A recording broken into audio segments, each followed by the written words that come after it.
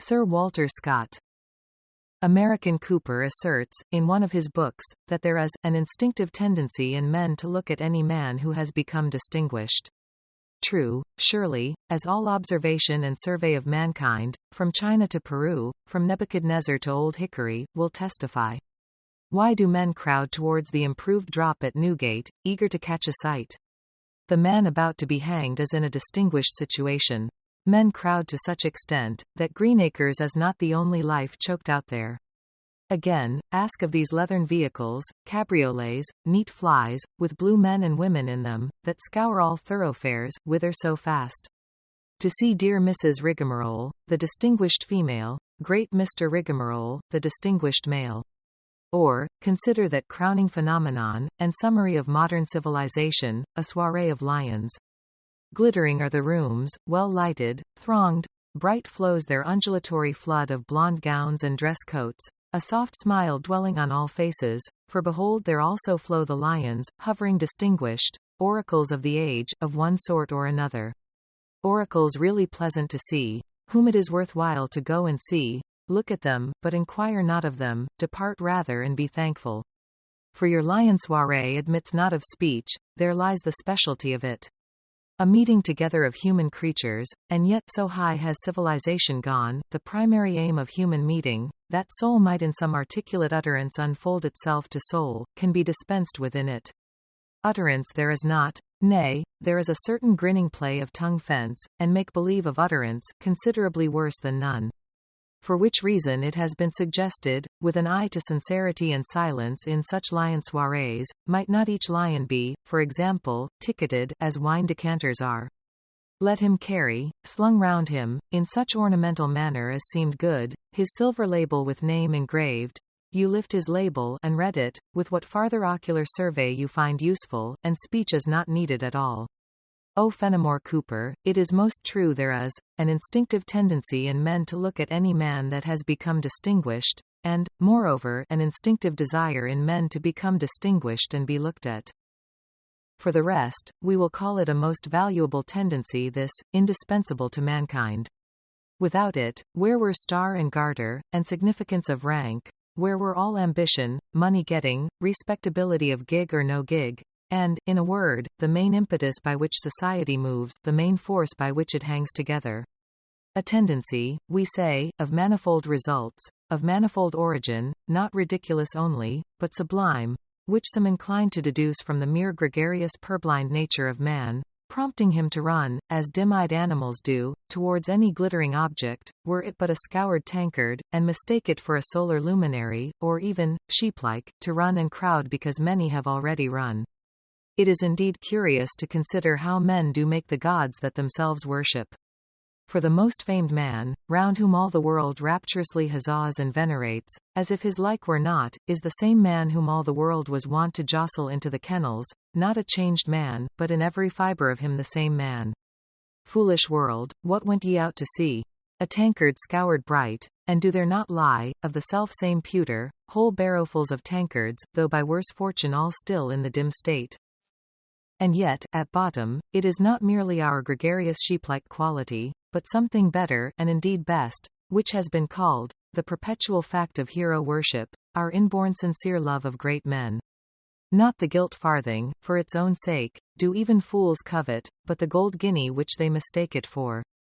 Veneration of great men is perennial in the nature of man. This, in all times, especially in these, is one of the blessedest facts predicable of him. In all times, even in these seemingly so disobedient times, it remains a blessed fact, so cunningly has nature ordered it, that whatsoever man ought to obey, he cannot but obey. Show the dullest clodpole, show the haughtiest featherhead, that a soul higher than himself is actually here, were his knees stiffened into brass, he must down and worship. So it has been written, and may be cited and repeated till known to all.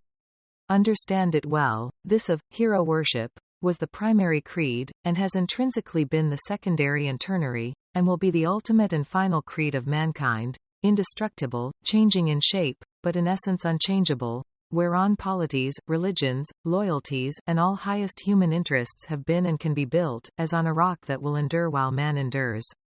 Such is hero worship, So much lies in that our inborn sincere love of great men, in favor of which unspeakable benefits of the reality, what can we do but cheerfully pardon the multiplex ineptitudes of the semblance, cheerfully wish even lion soirees, with labels for their lions or without that improvement, all manner of prosperity. Let hero worship flourish, say we, and the more and more assiduous chase after gilt farthings while guineas are not yet forthcoming. Herein, at lowest, is proof that guineas exist, that they are believed to exist, and valued. Find great men, if you can. If you cannot, still quit not the search. In defect of great men, let there be noted men, in such number, to such degree of intensity as the public appetite can tolerate. Whether Sir Walter Scott was a great man, is still a question with some, but there can be no question with any one that he was a most noted and even notable man. In this generation there was no literary man with such a popularity in any country. There have only been a few with such, taking in all generations and all countries. Nay, it is farther to be admitted that Sir Walter Scott's popularity was of a select sort rather, not a popularity of the populace. His admirers were at one time almost all the intelligent of civilized countries, and to the last included, and do still include, a great portion of that sort. Such fortune he had, and has continued to maintain for a space of some 20 or 30 years. So long the observed of all observers, a great man or only a considerable man, here surely, if ever, is a singular circumstanced, is a distinguished man. In regard to whom, therefore, the instinctive tendency, on other men's part cannot be wanting. Let men look, where the world has already so long looked. And now, while the new, earnestly expected life, by his son-in-law and literary executor, again summons the whole world's attention round him, probably for the last time it will ever be so summoned, and men are in some sort taking leave of a notability, and about to go their way, and commit him to his fortune on the flood of things, why should not this periodical publication likewise publish its thought about him? Readers of miscellaneous aspect, of unknown quantity and quality, are waiting to hear it done. With small inward vocation, but cheerfully obedient to destiny and necessity, the present reviewer will follow a multitude. To do evil or to do no evil, will depend not on the multitude but on himself. One thing he did decidedly wish, at least to wait till the work were finished, for the 6 promised volumes, as the world knows, have flowed over into a 7th, which will not for some weeks yet see the light. But the editorial powers, wearied with waiting, have become peremptory, and declare that, finished or not finished, they will have their hands washed of it at this opening of the year. Perhaps it is best. The physiognomy of Scott will not be much altered for us by that 7th volume. The prior 6 have altered it but little, as, indeed, a man who has written some 200 volumes of his own, and lived for 30 years amid the universal speech of friends, must have already left some likeness of himself. Be it as the peremptory editorial powers require. First, therefore, a word on the life itself. Mr. Lockhart's known powers justify strict requisition in his case. Our verdict in general would be, that he has accomplished the work he schemed for himself in a creditable workmanlike manner. It is true, his notion of what the work was, does not seem to have been very elevated. To picture forth the life of Scott according to any rules of art or composition, so that a reader, on adequately examining it, might say to himself, there is Scott, there is the physiognomy and meaning of Scott's appearance and transit on this earth. Such was he by nature, so did the world act on him, so he on the world, with such result and significance for himself and us. This was by no manner of means Mr. Lockhart's plan. A plan which, it is rashly said, should preside over every biography. It might have been fulfilled with all degrees of perfection, from that of the Odyssey down to Thomas Ellwood or lower. For there is no heroic poem in the world but is at bottom a biography, the life of a man. Also, it may be said, there is no life of a man, faithfully recorded, but as a heroic poem of its sort, rhymed or unrhymed. It is a plan one would prefer, did it otherwise suit, which it does not, in these days. 7 volumes sell so much dearer than one, ere so much easier to write than one. The Odyssey, for instance, what were the value of the Odyssey sold per sheet? 1 paper of Pickwick, or say, the inconsiderable fraction of one. This, in commercial algebra, were the equation, Odyssey equal to Pickwick divided by an unknown integer. There is a great discovery still to be made in literature, that of paying literary men by the quantity they do not write. Nay, in sober truth, is not this actually the rule in all writing, and, moreover, in all conduct and acting? Not what stands above ground, but what lies unseen under it, as the root and subterrene element it sprang from and emblemed forth, determines the value. Under all speech that is good for anything there lies a silence that is better. Silence as deep as eternity, speech as shallow as time. Paradoxical does it seem. Woe for the age, woe for the man, quack-ridden, bespeeched, bespouted, blown about like barren Sahara, to whom this world-old truth were altogether strange. Such we say is the rule, acted on or not, recognized or not, and he who departs from it, what can he do but spread himself into breadth and length, into superficiality and salability, and, except as filigree, become comparatively useless? One thinks, had but the hogshead of thin wash, which sours in a week ready for the kennels, been distilled, been concentrated. Our dear Fenimore Cooper, whom we started with, might, in that way, have given us one natty leatherstocking, one melodious synopsis of man and nature in the West, for it lay in him to do it, almost as a Saint-Pierre did for the islands of the East, and the 100 incoherences, cobbled hastily together by order of Colburn and Company, had slumbered in chaos, as all incoherences ought if possible to do. Verily this same genius of diffuse writing, of diffuse acting, is a Moloch, and souls pass through the fire to him, more than enough. Surely, if ever discovery was valuable and needful, it were that above indicated, of paying by the work not visibly done, which needful discovery we will give the whole projecting, railwaying, knowledge diffusing, march of intellect and otherwise promotive and locomotive societies in the Old and New World, any required length of centuries to make. Once made, such discovery once made, we too will fling cap into the air, and shout, Iopian. The devil is conquered, and, in the meanwhile, study to think it nothing miraculous that 7 biographical volumes are given where one had been better, and that several other things happen, very much as they from of old were known to do, and are like to continue doing. Mr. Lockhart's aim, we take it, was not that of producing any such high-flown work of art as we hint at, or indeed to do much other than to print, intelligently bound together by order of time, and by some requisite intercalary exposition, all such letters, documents and notices about Scott as he found lying suitable, and as it seemed likely the world would undertake to read. His work, accordingly, is not so much a composition, as what we may call a compilation well done. Neither is this a task of no difficulty. This too is a task that may be performed with extremely various degrees of talent. From the life and correspondence of Hannah More, for instance, up to this life of Scott, there is a wide range indeed. Let us take the 7 volumes, and be thankful that they are genuine in their kind. Nay, as to that of there being 7 and not 1, it is right to say that the public so required it. To have done other, would have shown little policy in an author. Had Mr. Lockhart laboriously compressed himself, and instead of well-done compilation, brought out the well-done composition, in 1 volume instead of 7, which not many men in England are better qualified to do, there can be no doubt but his readers for the time had been immeasurably fewer. If the praise of magnanimity be denied him, that of prudence must be conceded, which perhaps he values more.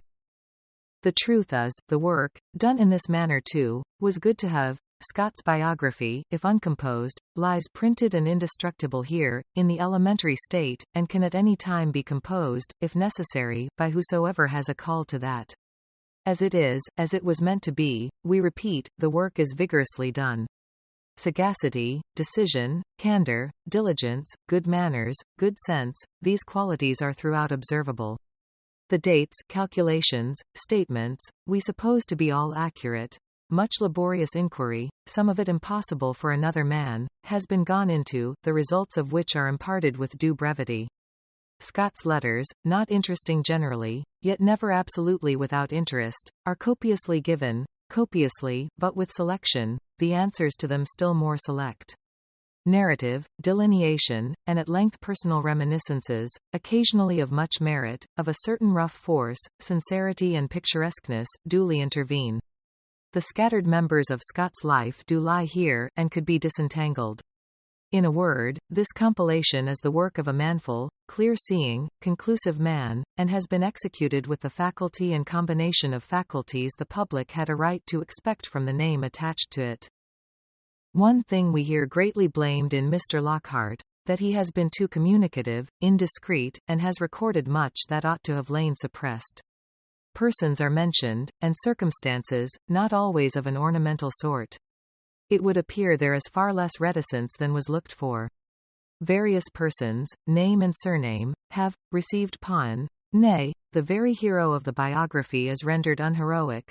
Unornamental facts of him, and of those he had to do with, being set forth in plain English, hence, personality, indiscretion, or worse, sanctities of private life, etc., etc. How delicate, decent is English biography, bless its mealy mouth. A Damocles sword of respectability hangs forever over the poor English life writer, as it does over poor English life in general, and reduces him to the verge of paralysis. Thus it has been said, there are no English lives worth reading except those of players, who by the nature of the case have bidden respectability good day. The English biographer has long felt that if in writing his man's biography, he wrote down anything that could by possibility offend any man, he had written wrong. The plain consequence was, that, properly speaking, no biography whatever could be produced. The poor biographer, having the fear not of God before his eyes, was obliged to retire as it were into vacuum, and write in the most melancholy, straitened manner, with only vacuum for a result. Vain that he wrote, and that we kept reading volume on volume. There was no biography, but some vague ghost of a biography, white, stainless, without feature or substance, vacuum, as we say, and wind and shadow, which indeed the material of it was. No man lives without jostling and being jostled. In all ways he has to elbow himself through the world, giving and receiving offense. His life is a battle, insofar as it is an entity at all. The very oyster, we suppose, comes in collision with oysters. Undoubtedly enough it does come in collision with necessity and difficulty, and helps itself through, not as a perfect ideal oyster, but as an imperfect real one. Some kind of remorse must be known to the oyster, certain hatreds, certain pusillanimities. But as for man, his conflict is continual with the spirit of contradiction, that is without and within, with the evil spirit, or call it, with the weak, most necessitous, pitiable spirit, that is in others and in himself. His walk, like all walking, say the mechanicians, is a series of falls. To paint man's life is to represent these things. Let them be represented, fitly, with dignity and measure, but above all, let them be represented. No tragedy of Hamlet with the part of Hamlet omitted by particular desire. No ghost of a biography, let the Damocles sword of respectability, which, after all, is but a pasteboard one, threaten as it will. One hopes that the public taste is much mended in this matter, that vacuum biographies, with a good many other vacuities related to them, are withdrawn or withdrawing into vacuum. Probably it was Mr. Lockhart's feeling of what the great public would approve, that led him, open-eyed, into this offense against the small criticizing public. We joyfully accept the omen. Perhaps then, of all the praises copiously bestowed on his work, there is none in reality so creditable to him as this same censure, which has also been pretty copious. It is a censure better than a good many praises. He is found guilty of having said this and that, calculated not to be entirely pleasant to this man and that, in other words, calculated to give him and the thing he worked in a living set of features, not leave him vague, in the white beatified ghost condition. Several men, as we hear, cry out, "See, there is something written not entirely pleasant to me. Good friend, it is pity, but who can help it? They that will crowd about bonfires may, sometimes very fairly, get their beards singed. It is the price they pay for such illumination. Natural twilight is safe and free to all. For our part, we hope all manner of biographies that are written in England will henceforth be written so. If it is that they be written otherwise, then it is still fitter that they be not written at all. To produce not things but ghosts of things can never be the duty of man. The biographer has this problem set before him, to delineate a likeness of the earthly pilgrimage of a man. He will compute well what profit is in it, and what disprofit, under which latter head this of offending any of his fellow creatures will surely not be forgotten. Nay, this may so swell the disprofit side of his account, that many an enterprise of biography, otherwise promising, shall require to be renounced. But once taken up, the rule before all rules is to do it, not to do the ghost of it. In speaking of the man and men he has to deal with, he will of course keep all his charities about him, but all his eyes open. Far be it from him to set down aught untrue, nay, not to abstain from, and leave in oblivion much that is true. But having found a thing or things essential for his subject, and well computed the for and against, he will in very deed set down such thing or things, nothing doubting, having, we may say, the fear of God before his eyes, and no other fear whatever. Censure the biographer's prudence, dissent from the computation he made, or agree with it, be all malice of his, be all falsehood, nay, be all offensive avoidable inaccuracy, condemned and consumed, but know that by this plan only, executed as was possible, could the biographer hope to make a biography, and blame him not that he did what it had been the worst fault not to do. As to the accuracy or error of these statements about the Ballantynes and other persons aggrieved, which are questions much mooted at present in some places, we know nothing at all. If they are inaccurate, let them be corrected. If the inaccuracy was avoidable, let the author bear rebuke and punishment for it. We can only say, these things carry no look of inaccuracy on the face of them, neither is anywhere the smallest trace of ill will or unjust feeling discernible. Decidedly the probabilities are, until better evidence arise, the fair conclusion is, that this matter stands very much as it ought to do. Let the clatter of censure, therefore, propagate itself as far as it can. For Mr. Lockhart it virtually amounts to this very considerable praise, that, standing full in the face of the public, he has set at naught, and been among the first to do it, a public piece of cant, one of the commonest we have, and closely allied to many others of the fellest sort, as smooth as it looks. The other censure, of Scott being made unheroic, springs from the same stem, and is, perhaps, a still more wonderful flower of it. Your true hero must have no features, but be white, stainless, an impersonal ghost hero. But connected with this, there is a hypothesis now current, due probably to some man of name, for its own force would not carry it far, that Mr. Lockhart at heart has a dislike to Scott, and has done his best in an underhand treacherous manner to disherrow him. Such hypothesis is actually current, he that has ears may hear it now and then. On which astonishing hypothesis, if a word must be said, it can only be an apology for silence, that there are things at which one stands struck silent, as at first sight of the infinite. For if Mr. Lockhart is fairly chargeable with any radical defect, if on any side his insight entirely fails him, it seems even to be in this, that Scott is altogether lovely to him, that Scott's greatness spreads out for him on all hands beyond reach of eye, that his very faults become beautiful, his vulgar worldlinesses are solid prudences, proprieties, and of his worth there is no measure.